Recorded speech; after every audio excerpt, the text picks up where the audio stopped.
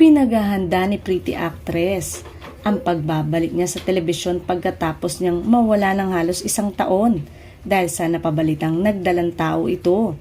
Nagulat ang ibang production staff nang makita siya sa rehearsal dahil parang hindi raw siya nanganak, ang payat at ang ganda pa rin. Nailuwal na raw ni Pretty Actress ang bunga ng pagmamahalan nila ng gwapitong ng showbiz boyfriend. Bago magpasko ay iniluwal na ni Pretty Actress ang isang malusog na baby boy. Halos 1 buwan din siyang nagpahinga at nag-alaga sa baby at ngayon ay back to work na siya.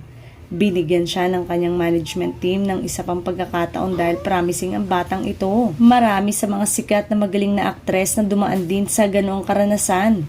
Pero nakabalik at lalo pang gumanda ang showbiz career. Muling masisilayan ng televiewers si Pretty Actress dahil magiging busy siya sa pagpopromote ng bago niyang TV program na malapit-lapit ng mapanood. Angkop umano sa aktres ang title ng kanyang comeback project.